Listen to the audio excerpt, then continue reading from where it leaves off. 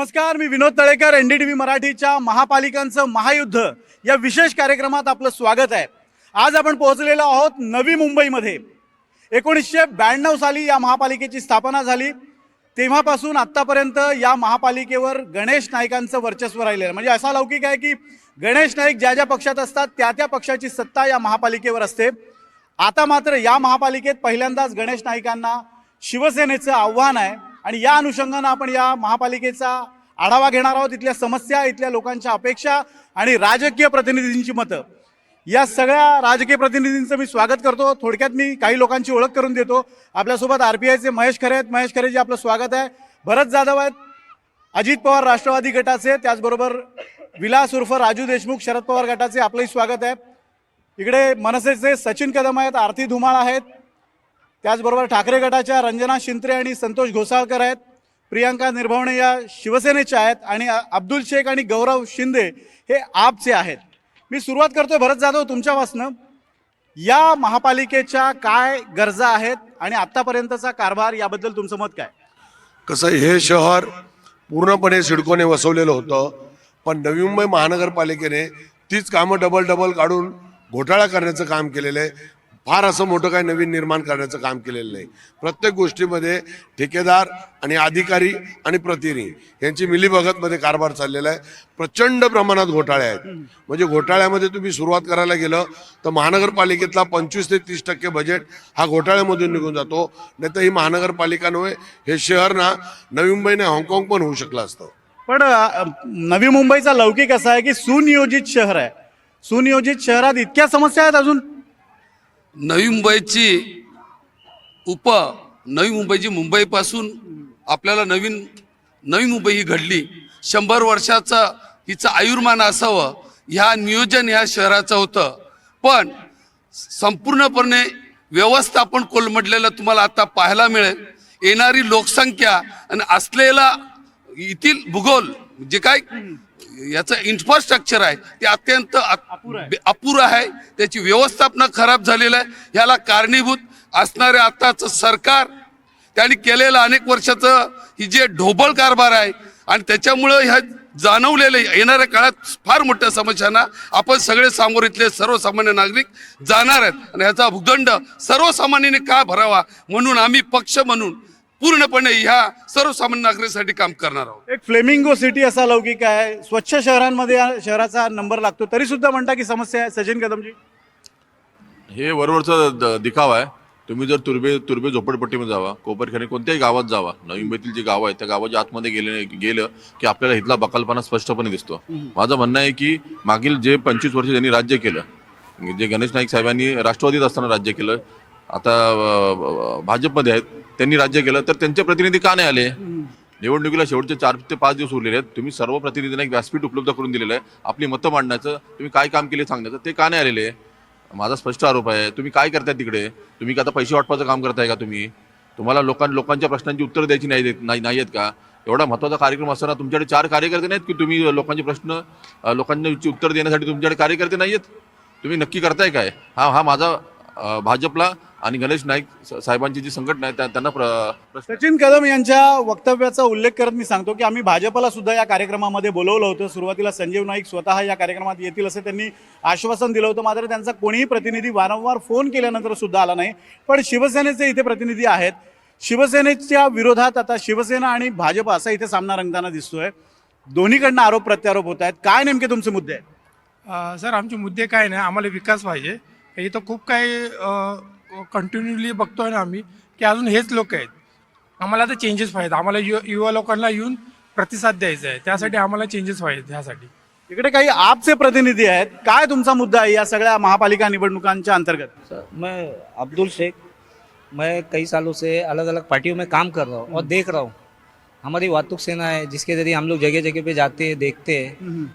मैं इस बार सिर्फ इसलिए चुनाव में उतरा हूँ कि मैं चाहता हूँ कि मुझे भी मौका मिले, मेरे जैसे लोगों को भी, नए लोगों को मौका मिले. हमेशा पुराने लोग ही आएंगे, सत्ता में बैठेंगे तो हम लोग कहाँ जाएंगे? हम लोग सिर्फ एक वोटर बन के और एक झंडा पकड़ने वाला हमको नहीं बनना है. हमको भी कुछ करना है. विकास क्या समस्या दिख रही है इस शहर में? समस्या तो बहुत कुछ है और दिखेगी. आप भी जब जगह जगह पे जाएंगे तो आपको समस्याएं दिखेंगी. लेकिन अभी फिलहाल तो मैं अपने लिए खुद के लिए इसके लिए खड़ा हूँ कि मुझे कुछ करना है, कुछ अपने वालों के लिए करना है। जो यहाँ पे और भी समस्या है, जैसा पढ़ाई को लेके है, और कहीं कहीं ऐसी जगह है आप जाके देखो, कई कई जगह पे गंदगियाँ पड़ी है, ट्रैफिक का इतना प्रॉब्लम। नई मुंबई इतना बताते हैं कि नई मुंबई बहुत अच्छी सिटी, लेकिन आप जाके जगह जगह पे देखिए इतनी ट्रैफिक है, लोगों को चलना भारी पड़ता है।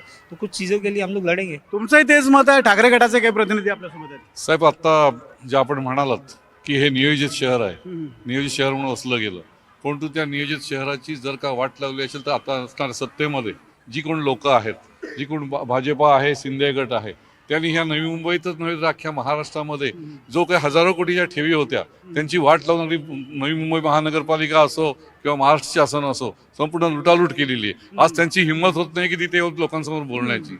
हे ह्या परिस्थितीमध्ये आज त्या निवडणुका लढवतात, पैशाच्या जोरावर निवडणूक लढवतात, आणि ज्या महाराष्ट्रामध्ये ह्या वेळेला जवळ 70 लोक जे निवडून आले, बिनविरोध निवडून आले, हे कशा प्रकारे होते, काय महाराष्ट्र दुर्दशा चाललेली आहे, हा आमचा यांच्यापुढे मोठा प्रश्न आहे. एक बिनविरोध इतर ठिकाणी निवडून आलेले दिसत, इथे मात्र तसा चित्र तसं दिसत नाहीये. नाही, आज या नवी मुंबई महापालिका ही खरं तर पहिल्यांदा 95ला जेव्हा स्थापन झाली तेव्हा शिवसेनेचं सत्ता होती. शिवसेनेच्या पहिल्या 5 वर्षात आम्ही सुद्धा नगरसेवक होतो. पहिल्या 5 वर्षामध्ये आम्ही NMMT चालू केली, विष्णुदास भावे घेतलं, सेक्टर 10चं हॉस्पिटल बनवलं. या मोठ्या मोठ्या ज्या गोष्टी आहेत त्या पहिल्या शिवसेनेचं सरकार होतं तेव्हा झालेल्या आहे. त्याच्यानंतर आता 10-15 वर्ष यांची सत्ता आहे, काही झालेलं नाही. शहराला बकास केलेला आहे. फक्त फुटपाथ उकरवायचे आणि पुन्हा बनवायचे, रोड उकरवायचे पुन्हा बनवायचे. आणि तुम्ही जे सांगितलं बिनविरोध निवडून आलेले नाही आहेत, खरं पाहिलं तर या शहरामध्ये तसे सगळ्याच प्रकारचे सगळेच पक्ष तुल्यबळ आहेत. मनसे असो, शिवसेना असो, राष्ट्रवादी असो. त्यामुळे त्यांचा विचार होता. आमच्या तर उमेदवारांना 1-1 करोडची ऑफर दिली होती फॉर्म मागे घेण्यासाठी, पण आमचे सच्चे कडवट शिवसैनिक किंवा सच्चे मनसैनिक यांनी एकही फॉर्म मागे घेतला नाही. त्यामुळे अख्ख्या महाराष्ट्रामध्ये बिनविरोध निवडून आले, पण नवी मुंबईमध्ये बिनविरोध निवडीचा मुद्दा सगळीकडे गाजतो. इथे काही लोकांना ऑफर आल्या होत्या का? तुमच्यात कोण असे आहेत? मला एकच सांगायचं आहे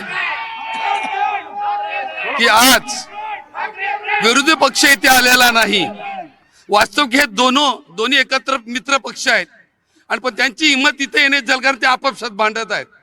त्यांचा इथं चेहरा ते दाखवू शकत, त्यांनी करप्शन केले. नुरा कुस्ती सुरू आहे. हा, पण आम्ही ह्या जनतेला, इथल्या राहणाऱ्या नागरिकांना, नवी मुंबई महानगरपालिका 5,000 करोडचं बजेट आहे.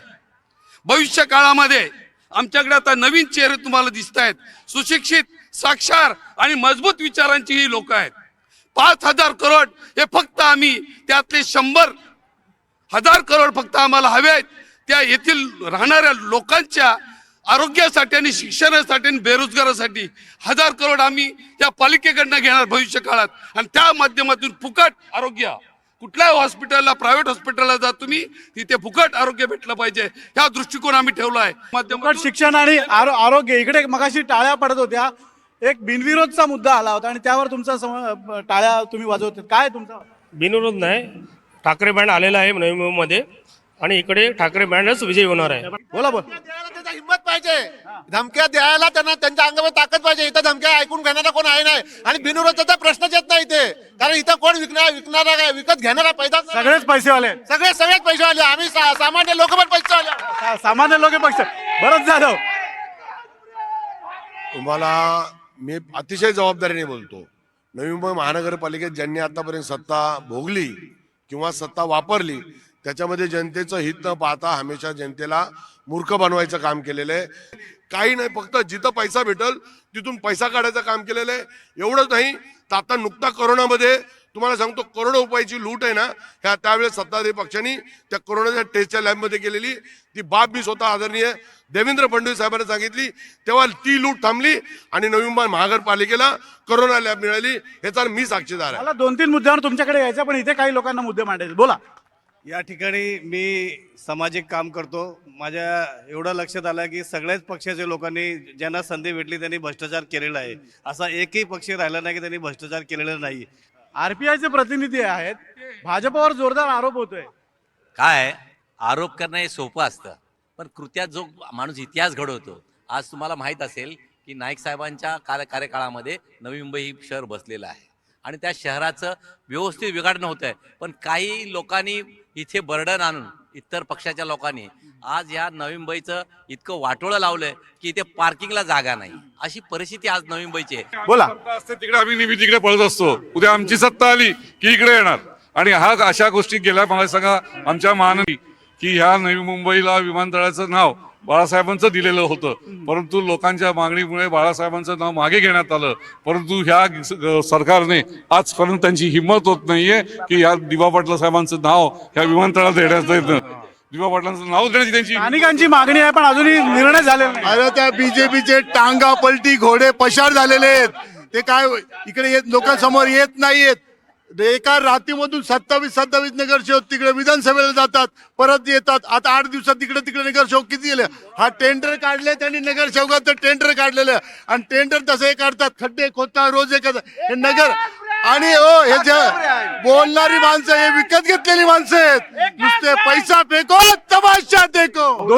मी येतो तुमच्याकडे 2-3 मुद्द्यांवर सचिनजी. मला एक तर गरजेपोटी घरांचा प्रश्न इथे अनेक वर्ष प्रलंबित आहेत. स्वतः गणेश नाईक म्हणतात की मी तो प्रश्न सोडवत आणला होता, पण तशी परिस्थिती आहे का? तुम्ही बघितलं गरजेपोटी घरांचा प्रश्न सुटलाय. आजचे सत्ताधाऱ्यांचे बॅनर आम्ही अनेकदा बघितले आहेत. स्वतः गणेश नाईक साहेबांनी बॅनर लावलेले आहेत, विजय नाटांनी बॅनर लावलेले आहेत, पण त्याच्या पुढं काय झालं? गरजेपोटी जी घरं होती ती नियमित झाली का? ती ह्यांचा प्रॉब्लेमच आहे की आता माझ्या असा ऐकिवात आहे की नरेश मस्केंनी हा मुद्दा संसदेत मांडला होता आणि हा आता सोडवत आणलेला आहे. गणेश नाही ह्यांना संसदेत मांडायची गरज काय? राज्य सरकारकडे पुरेसे अधिकार आहेत. याचं तुम्हाला सांगतो, गरजेपोटी घरांचा विषय असा आहे की सत्ताधारी पक्षाला तो क्लस्टर डेव्हलपमेंटच्या अंतर्गत त्याच्यातून प्रचंड मता स्वतःचा नफा काढून घ्यायचा आहे. आमची भूमिका असणार आहे, जर यांनी आताच घोषित करावं की जे ग्रामीण भागात गाववाले आहेत त्यांना वैयक्तिक विकास करण्याची परवानगी द्यावी. ज्या पद्धतीने त्यांचं घर असेल ते त्यांना प्लॅनिंग करून वैयक्तिक विकसित करावं. आज बऱ्यापैकी गाववाल्यांचा रोजगार हा मोठ्या प्रमाणात गरजेपोटी असणाऱ्या घरामध्ये थोडेफार भाडोत्री आहेत, त्याच्यावर चालणारा उपजीविकेचं साधन आहे. आज जर त्यांची ती घरं गेली तर त्यांनी उपजीविका काय करायची? मी तर तुमच्या माध्यमातून विनंती करतो, नवी मुंबईतील जेवढ्या सोसायटी आहेत त्यांनी राजकारण विरहित तज्ञ लोकांच्या माध्यमातून पुनर्विकास करावा. कारण की तुम्हाला सांगतो, सगळ्यात वाट कोणी लावली असेल नवी मुंबईची तर राज्यकर्त्यांनी लावलेली, शासनाने लावलेली. ते काही भूमिपुत्र आहेत. मी नमस्कार. पहिला मी स्थानिक भूमिपुत्र कुठल्या गावातले? सारसोळे गावाचा. सारसोळेगाव. काय नेमका हा? आज तुम्ही विचार करा, गरजेपोटी आम्हाला म्हणजे डावळलंय. सगळ्या सत्ताधारी पक्ष आहेत ना, हे सगळे स्वतःचे खिशे भरण्यात मस्त आहेत. आज खासदार निवडून आल्यापासून एक दिवस नवी मुंबईत आले नाही. विविध दवाखान्याचे प्रश्न आहेत. शिवसेनेचे खासदार. आणि तुम्ही विचार करा, आमचे उर्फ बाळ्या मामा एअरपोर्टचा विषय त्यांनी आमच्या भूमिपुत्रांना जागे केले. सगळे नेते झोपले तिकडचे. आणि दिवा पाटील साहेबांचं नाव लावूनच ठेवणं आम्ही स्थानिक भूमिपुत्र. पण इथे भाजपचे पण नेते, आता माजी खासदार रामशेठ ठाकूर असतील. ऐका मी म्हणतो, नाव दिवा पाटलांचं लागलंच पाहिजे. जमीन आमच्या हक्काची नाही, कोणाच्या बापाची. जे हे राष्ट्रवादी अजित पवार गट आणि शिंदे हे कधीपासून भाजपवर सत्ताधाऱ्यांवर आक्षेप घेत आहेत, पण कुठेतरी हे पण सत्ताधाऱ्यांचे भागीदारी आहेत. आपण आज या उद्या सत्ता आली तर दोघं एकत्र होऊ शकतो. बरोबर. आज आपण या कार्यक्रमाच्या माध्यमातून आवाज उठवतायत. सत्तेतनं बाहेर पडा ना, रस्त्यावर आंदोलन करा ना भाजप. सचिनजी, एप्रिल 2020ला इथे प्रशासक बसला. मागच्या 6 वर्षापासून नगर विकास मंत्री कोण आहे? शिवसेना राष्ट्रवादी सरकार होतं, तेव्हाही एकनाथ शिंदे होते आणि आता एकनाथ शिंदे आहेत. 6 वर्ष इथला जो कारभार आहे, नवी मुंबईचा कारभार, तो एकनाथ शिंदेने हाकलेला आहे. इथले जे कंत्राटदार आहेत, अर्धे कंत्राटदार हे ठाण्याचे आहेत. काय थांबा ताई, तुमच्याकडे येतो. काय तुमचा मुद्दा? ओरडून ना काही. असं आहे की तुम्ही जे बोलताय की नगर विकास खातं त्यांच्याकडे, पण आता गणेश नाईकची सत्ता, इथे जास्तीत जास्त नगरसेवक हे भाजपचे आहेत. सर्वात जास्त नवी मुंबईमध्ये भाजपचे नगरसेवक. प्रभाग 25 मध्ये आज आमचा जो लढा आहे हे 4 माजी नगरसेवकांविरुद्ध आहे. पण मुद्दा असा आहे, आरोप असा भाजप करतोय, स्वतः गणेश नाईक म्हणतात की आमच्याकडनं पाणी चोरून नेलं, आमच्या ठेवी चोरून नेल्या. या आरोप प्रत्यारोप दोघांचेही चालूच आहेत की साहेब. तेही करतात आणि हेही करतात. तुमचा इकडे काहीतरी मुद्दा. बोला. इंजिन धावणार, मशाल पेटणार. वर्षानुवर्ष गणेश नाईक साहेबांची सत्ता होती, ती सत्ता शिवसेनेमुळे आलेली आहे. आज माझाही जन्म जन्माच्या अगोदर झालेला आहे. आणि जे तुम्ही मगाशी म्हटलं की गणेश नाईकांनी जातं त्या ठिकाणी त्यांची सत्ता असते, हे चुकीचं आहे. आणि ज्यांच्या पाठी लोक आहेत त्याच्यामुळे ते सत्तेत येतात. शिवसेनेने गेल्यावर स्वतःचा पक्ष काढला, गणेश नाईक गेले तो कुठे, याचा प्रश्न उत्तर द्या. आज तुम्ही बघू शकता जे सत्ताधारी पक्ष आहेत, जसं की कोणतेही पक्ष असो, आज इथे नवी मुंबईमध्ये जी गरज आहे आपची गरज आहे आणि ठाकरे ब्रँड, जेणेकरून एनडीए सरकार जी होती पाठीमागे ती आता पुन्हा 2029ला मला वाटतं विश्वास आहे, जे ठाकरे बंधूंची युती झालेली आहे ती ठाकरे बंधू आणि आप सरकारचे छोटे घटक पक्ष आहेत ते मिळून आज नवी तुम्ही ठाकरे बंधूंसोबत आहात का? आम्ही आहोत ना, आम्ही आप म्हणजे एनडीए सरकारमध्येच आहोत ना. आम्ही राष्ट्रवादी काँग्रेस पक्षात होतो घड्याळामध्ये, पण काही लोकांनी बीजेपी मधून जिल्हाध्यक्ष इथं पाठवले, त्यांनी एबी फॉर्मचा पण घोटाळा केला, बेबी फॉर्मच्या नावाखाली पैसे घेतले. तुमच्या आरोपाबद्दल विचार महाराष्ट्रामध्ये आता शिवयुती चालणार आहे आणि ठाकरे ब्रँड चालणार आहे, दुसरा ब्रँड चालणारच नाही आहे. एक मला जरा थोडासा टेक्निकल मुद्दा आहे, कारण तुम्ही माजी नगरसेवक राहिलेले आहेत, तुम्हाला त्यातलं अधिक थोडं माहिती असेल. 2-3 मुद्द्यांवर आरोप होत आहेत. भाजपचं असं म्हणणं आहे की ठेवी पळवल्या, पाणी पळवलं. 14 गावांच्या प्रश्नावरनं सुद्धा दोन्ही पक्ष एकमेकांच्या विरोधात होते, एकमेकांवर आरोप केले जात होते. काय नेमकं तथ्य आहे? कसं आहे माहिती आहे का, महानगरपालिकेमध्ये ठेवी 100% होत्या तर त्याची विल्हेवाट लावली. हे फक्त भांडण दोघांचं अर्थकारणामुळे, तुला किती भेटले आणि मला किती भेटले, तुला जास्त भेटले आणि मला कमी भेटले, ह्याच्यासाठी वाद आहे. तुम्हाला सांगतो, जर ते तुम्ही अर्थकारण आज ठेवीवर बोलतात, मग तुम्ही महानगरपालिकेचं जे हॉस्पिटल होतं का विकलं? आज महानगरपालिकेच्या परिवहन सेवा एवढी निष्क्रियता झाली. आज आमच्या इथं जो कर्मचारी आहे, तात्पुरत्या सेवेवर काम करणारा टेम्पररी कर्मचारी, त्याला मिनिमम वेतन देऊ शकत नाही. आमचे 5,000 कोटीची महानगरपालिका आम्ही मिळवतो. आम्ही परिवहन सेवा चांगली देऊ शकत नाही, आम्ही शिक्षण सेवा चांगली देऊ शकत नाही, आम्ही आरोग्य सेवा चांगली देऊ शकत नाही. आम्ही कोणत्याही प्रकारचे म्हणजे जे सुनियोजित शहर आहे तेच दाखवतो. बरं, पारितोषिकं घेतो, पण त्या कमिट्या आल्या की लाली पावडर लावलेले ठिकाण दाखवायचं आणि पाठीमागं सगळं फाटलेलं तसं ठेवायचं. हे एक प्रकारची दिशाभूल करायचं काम चाललेलं आहे. 22,000 कोटी खरंच येतो तुमच्याकडे. हा जो डुप्लिकेट आणायची गरज काय? मला काय म्हणायचं आहे, नवी मुंबई सिटी इथे ओरिजिनल फ्लेमिंगो येतात, बरोबर? मग इतर प्लास्टिकचे फ्लेमिंगो आणून ते लोकांना दाखवायची गरज काय? त्या ओरिजिनल फ्लेमिंगोसाठी म्हणजे इथे कंत्राटदारांचं भलं करण्यासाठी हो, इथे ओरिजिनल फ्लेमिंगो लाखोच्या संख्येने येतात. तिथे लोकांना, पर्यटकांना ते पाहण्याची ती सोय करायची सोडून इथे प्लास्टिकचे फ्लेमिंगो एकेका चौकामध्ये. तुम्हाला मी उदाहरण देतो. मी भ्रष्टाचाराच्या विरुद्ध प्रचंड मोठ्या प्रमाणात लढा उभारला. एक अधिकारी चौकशी आयुक्तांनी, अतिरिक्त आयुक्त चौकशी अधिकारी नेमला. डॉक्टर बाबासाहेब आंबेडकर उद्यान आमच्या सेक्टर 48, तिथलं गटार आणि डस्टबिन या जवळजवळ 4-4.5 कोटीच्या कामामध्ये घोटाळा सिद्ध झाला. त्या आयुक्तांच्या आयुक्तांना दिलेला अहवाल, पण दुर्दैवाने त्या सर्व लोकांना भाजपाने उमेदवारी दिली आणि भाजपाचे जे प्रामाणिक लोक होते त्यांना हद्दपार करून टाकलं. अशी दुर्दैव अवस्था भाजपाची. इथे भाजपमध्ये पण 2 गट आहेत. म्हणजे मंदा म्हात्रेंनी काहीतरी 13 उमेदवार सजेस्ट केले होते, त्यांना उमेदवारी नाकारली, त्यांना 5 दिले होते, पण तेही त्यांनी नाकारलं, असं काहीतरी एक. उमेदवारी नाही. हे बघा, हे जे आज इकडे बोलतात आहे, यांनी ज्यांना लोकप्रतिनिधी निवडून दिलेले आहेत ते त्यांच्या सोबत नाहीत.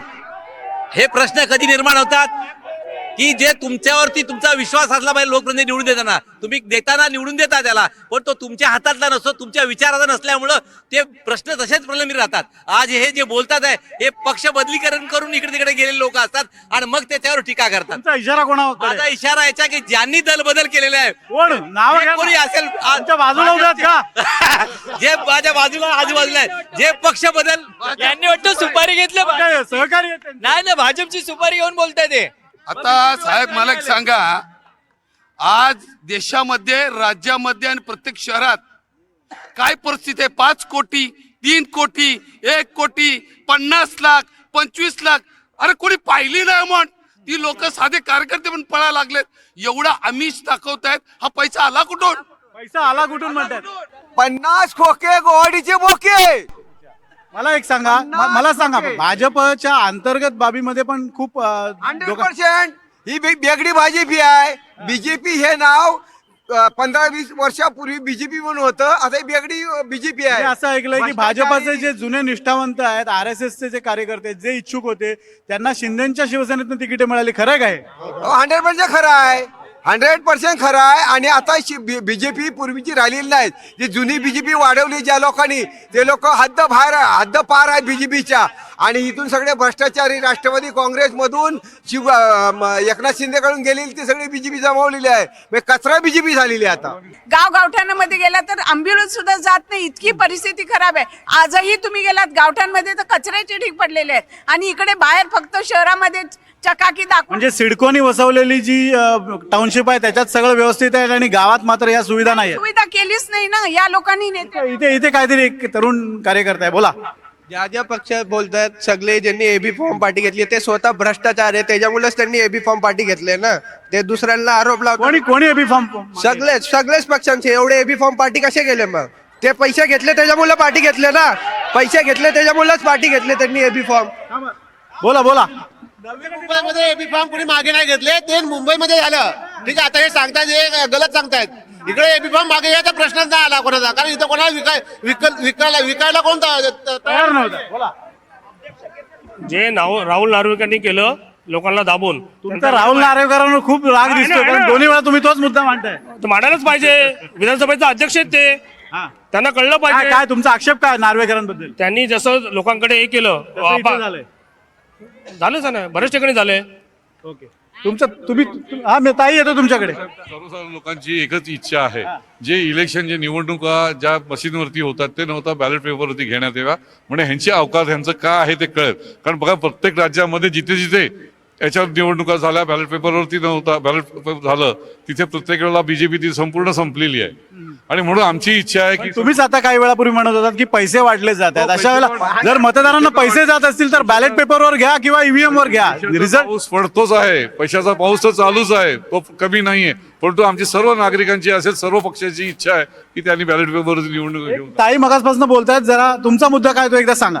माझं असं म्हणणं आहे, हे एवढं सगळं करून हे लोक लास्ट मिनिटला काय करतात, त्यांची जी लाडकी बहीण आहे ना त्यांना आठवण येते, आणि लाडकी बहीणला त्या लोकांनी इतका व्यवस्थित गोंधळून बिंदून ठेवलंय काय, ते आता जिंकायचे त्यांच्याकडे सगळ्यात जास्ती वीक पॉइंट करून ठेवलंय ती त्यांची लाडकी बहीण, आणि तीच असेच करून जिंकतात. ते सहजपणे फेअरली ते उतरून ते जिंकले तर मी आमचं नाव बदलून टाकेल. एक सामाजिक कार्यकर्त्यांकडनं एक त्यांचं रिएक्शन घेऊया आणि मी शेवटी भरत जाधव तुमच्याकडे येणार आहे. मला सांगा, नवी मुंबईचे एक प्रतिनिधी, तुम्ही सामाजिक कार्यकर्ते आहात म्हणता, नवी मुंबईत असं काय होणं अपेक्षित आहे पुढच्या काळात की जेणेकरून नवी मुंबईकरांचं जीवन सुकर बनेल? नवी मुंबईमधील आरोग्याच्याकडे लक्ष दिलं पाहिजे. गोरगरीब लोक या ठिकाणी भरपूर राहतात, बाहेरचे लोक सुद्धा आहेत.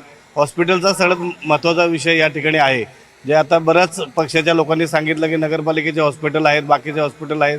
ज्या हॉस्पिटलनी जमिनी या सिडकोकडून घेतल्या त्या घेत असताना त्यांनी सांगितलं होतं की आम्ही गरिबांचा 10% जे काही कोटा आहे ते आम्ही व्यवस्थित करू, परंतु ते अजिबात लक्ष तिकडे देत नाही आहे. म्हणून सगळ्या पक्षाच्या नेत्यांना माझी विनंती आहे की निवडणुका झाल्याच्या नंतर कमीत कमी एकत्र येऊन या गोष्टीकडे लक्ष दिलं. स्थानिकांचे आणि मूळ नागरिक आहेत त्यांचे प्रश्न सोडवण्याची गरज आहे. तुम्हाला एक मुद्दा मांडायचा आहे. नवी मुंबई महानगरपालिका 1992ला आली, 95ला प्रथम सार्वजनिक इलेक्शन झालं, परंतु नवी मुंबई महानगरपालिकेमध्ये जी झोपडपट्टी सर्वे झाली 2000ला सर्वे झाली, परंतु ज्या झोपडपट्टीचं सर्वे झालं ते फोटो पास अद्याप आतापर्यंत दिले गेले नाही. 30 वर्षानंतर आज 25 वर्ष झालं, 25 आज 26 वर्ष होते, 2000ला ती सर्वे झाली, परंतु अद्याप दिलं नाही. त्यावेळेस शिवसेनेची सत्ता झाली, त्याच्यानंतर राष्ट्रवादीची झाली, आता बीजेपीची झाली. परंतु ज्या पक्षामध्ये जे हे सर्वच नगरसेवक आता आहेत, हे सगळे नगरसेवकांनी सत्ता भोगली, परंतु झोपडपट्टीकडे मात्र कुणाचं लक्ष केलेलं आहे. एक शेवटचा मुद्दा, माझा वेळ संपतोय, पण मला एक शेवटचा मुद्दा सांगा की कोणत्या मुद्द्यांवर निवडणूक लढणं अपेक्षित होतं, आणि आता हे सगळं शिंदेची शिवसेना विरुद्ध भाजप असा सामना चाललेला आहे, बाकी पक्षांना बाजूला रेटण्यासाठी हा सगळा डाव चालला असं तुमचं म्हणणं? ते अर्थकारण मोठ्या प्रमाणात, परंतु आम्हाला माहिती आहे बाकी पक्ष जरी आर्थिकदृष्ट्या सक्षम नसेल तरी जनताचा पाठिंबा त्यांच्यासाठी एवढा मोठा आहे की या दोन्ही पक्षाला सत्ता बनवताना याच्यापैकी कुणाला विश्वासात घ्यावा लागेल, त्याशिवाय सत्ता बनणार नाही.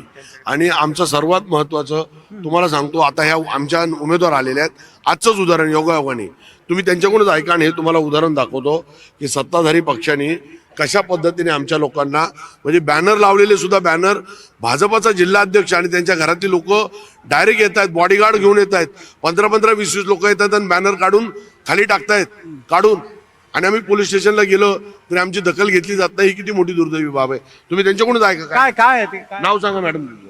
माझं नाव सुहासनी नायडू आहे. गेले 11 वर्ष मी भारतीय जनता पार्टीसाठी काम केलं आणि जिल्हाध्यक्ष जे आता तुम्ही नवीन आता राष्ट्रवादीकडनं का उभ्या आहात? राष्ट्रवादीमध्ये म्हणजे जिल्हाध्यक्ष जे आलेले आहेत त्यांची भावासाठी आणि त्यांची मुलीसाठी आणि त्यांची वहिनीसाठी 3 तिकीट त्यांना घेण्यासाठी आमचं राजकीय बळी घेतली. परिवारवाद. शेवटपर्यंत मला कन्फर्मेशन होतं की तुम्हाला दिलं जाणार, तुम्हाला दिलं जाणार. आणि शेवटच्या वेळी अजित पवार दादांनी माझ्या डोक्यावर हात ठेवला आणि मला AB फॉर्म दिले. भरत जाधव सर यांच्या नेतृत्वाखाली मी AB फॉर्म भरला त्या दिवशी आणि मी आज राष्ट्रवादी पक्षातून लढत आहे. माझा वेळ संपत चालला. एक शेवटचा मुद्दा. आमच्या त्या पॅनलमध्ये आमच्या 2 नायडू आहेत, एक अनिता नायडू आणि ह्या सुहासिनी नायडू. ह्या 2 नायडूंनी ह्या लोकांच्या नाड्या टाईट केल्यात म्हणून हे त्रास देत आहे. जनतेचा प्रश्न ओव्हरऑल सर्व जनतेला माझं आव्हान आहे की मत देताना तुम्ही त्या माणसाला दे का तो उमेदवार तुमच्या सोबत बरेबरे राहील अशी भावना. साहेब, येथील नागरिकांचा, युवकांचा रोजगार, येथील असणाऱ्या लोकांचं आरोग्य आणि येथील असणाऱ्या लोकांचं शिक्षण ह्यासाठी आमचा पक्ष. आरोग्य, शिक्षण आणि रोजगार असा तुमचा मुद्दा. इथे सगळे राजकीय बेडक आहेत, ही सगळी आपापसात मिळाली आहेत. महाराष्ट्र सैनिकांनी इथे स्टॅम्प पेपरवर लिहून दिले, जर ही कामं केली नाही तर गुन्हा दाखल करू शकता. पक्ष सोडला तर इथं कोणात हिंमत आहे जर स्टॅम्प पेपरवर लिहून द्यावं? लिहून दिलेला एक शेवटचा मुद्दा. नायडू मॅडमची जी परिस्थिती झालेली, ज्या बीजेपीने नायडू मॅडम बोलल्या, ती परिस्थिती प्रत्येक बीजेपीचे जेवढे ओरिजिनल जेवढे होते तेवढे सगळे बाहेर पडतात. अगदी या साहेब एक मिनिट. बीजेपीचं मध्ये बिघडलेलं आहे आणि एकनाथ शिंदेच्या साहेबांच्या ह्याच्यामध्ये बिघडलेलं आहे. त्या लोकांनी लोकांची घरं फोडलेली आहेत, त्यांच्या घरांना आता पेटली तरी आम्हाला त्याचा आनंद आहे. शेवटचा मुद्दा. सर, आप पूछ रहे थे कि मतलब आपको नाराजगी क्या है.